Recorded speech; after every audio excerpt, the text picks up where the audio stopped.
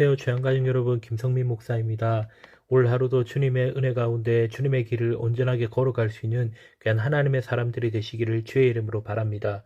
오늘은 하나님은 기도로 계시하신다라는 제목으로 역대하 33장 1절에서 25절 말씀을 묵상하고자 합니다. 므낫세 왕은 유다 왕 중에서도 몇 안 되는 여호와께서 보시기에 정직하게 행한 히스기야 왕의 아들이었지만 아버지와 반대로 여호와 보시기에 악을 행하여 여호와께서 이스라엘 자손 앞에서 쫓아내신 이방 사람의 가증한 일을 따라서 행했다고 말을 합니다. 가장 긴 재위기간을 가진 왕이었지만 그의 생애의 대부분은 악한 일을 하는 데 중심이 되었던 것입니다. 므낫세의 죄를 살펴보면 첫째, 그의 아버지 히스기야가 헐어버린 산당들을 다시 세웠고 가나안 최고의 신 바알을 위해 단을 쌓고 아세라 목상을 만들었습니다. 그것도 모자라 하늘의 1월 성신을 경배하며 섬겼습니다. 별점을 쳤고 1월 성신을 섬기기에 헌신했습니다.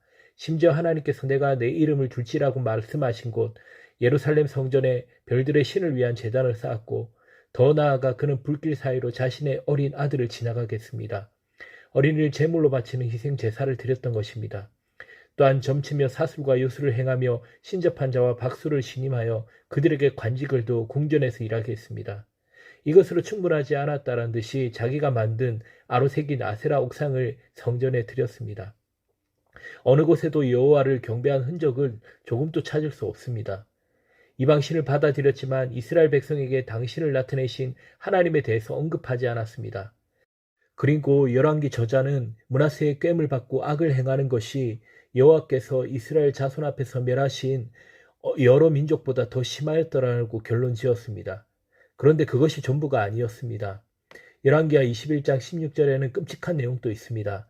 므낫세가 유다에게 범죄하게 하여 여호와께서 보시기에 악을 행한 것 외에도 또 무죄한 자의 피를 심히 많이 흘려 예루살렘 이 끝에서 저 끝까지 가득하게 하였더라고 말씀합니다. 므낫세는 무시무시한 분노로 선지자들을 침묵하게 만들었습니다. 심지어 탈무드에 므낫세가 그의 스승인 이사야를 속이 빈 통나무 속에 넣고 톱질하여 두 동강 내었다는 내용도 있습니다. 이는 하나님의 위대한 종 한 사람이 톱으로 켜서 죽임을 당했다고 기록된 히브리서의 내용을 거의 확실하게 뒷받침하고 있습니다. 이런 므낫세이지만 하나님은 사랑하시기에 돌아옴의 징계를 내리십니다. 첫째로 그래서 우리가 생각해 볼 것이 고통과 징계는 회개의 축복으로 인도하는 마지막 기회라는 것입니다. 하나님의 심판은 느닷없이 닥쳐오는 것이 아닙니다. 내가 너를 떠나지 아니하며 버리지 아니하리니 라는 약속의 이면에는 우리를 결코 홀로 두지 않겠다라는 약속이 있습니다. 우리가 하나님 앞으로 돌아오기까지 우리를 쫓아오고 몰아내고 끈질기게 조르고 괴롭히고 고통을 주십니다. 하나님은 우리를 죄에서 구원하기 위해 여러 가지 방법을 사용하십니다. 때로는 우리 영혼을 울림으로, 때로는 친구가 툭 던지는 말로 깨닫게 하시고, 때로는 내가 연관된 사고에 의해, 때로는 책이나 설교나 만남을 기회를 통해 알게 하십니다. 이런 방법으로 하나님은 당신에게 돌아오라고 호소하십니다. 므낫세에게도 하나님의 손이 임했습니다. 본문 11절입니다. 여호와께서 아수르 왕의 군대 지휘관들이 와서 치게 하심에 그들이 므낫세를 사로잡고 쇠사슬로 결박하여 발벨론으로 끌고 간지라. 이 아수르 왕은 므낫세의 코에 고리를 손과 발에는 수갑을 채우고 바빌론으로 멀고 험한 길을 가게 했습니다. 므낫세는 그곳에서 지하 감옥에 갇혀 12년 동안 고난을 겪었습니다. 이 어려움의 과정을 통해 므낫세는 비로소 하나님을 구할 수 있는 마음을 찾았습니다. 본문 12절을 보면 그가 환난을 당하여 그의 하나님 여호와께 간구하고 그의 조상들의 하나님 앞에 크게 겸손하여라고 말을 합니다. 므낫세는 자기가 저지른 일에 대해 전적으로 책임이 있음을 받아들였습니다. 부정하지도 않았고 변명하지도 않았고 다른 사람에게 책임을 떠넘기지도 않았습니다. 정당화하지도 않았고 특별한 서원을 하지도 않았습니다. 회심하기 전에는 우리 안에 있는 어떤 것도 하나님의 은혜를 받을 자격이 없습니다.